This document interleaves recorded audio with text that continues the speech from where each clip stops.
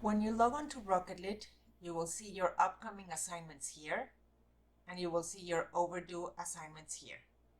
Remember, overdue assignments cannot be done for credit, though it's a good idea to complete them simply for your own learning.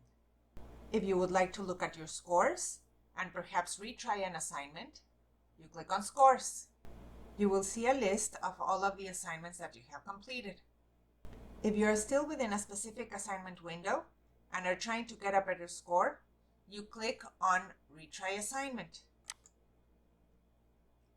You read the article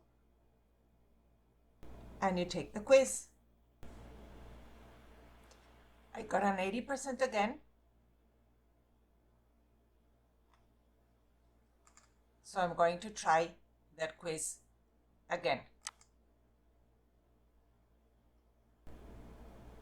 Once I am happy with my score, I can simply close out.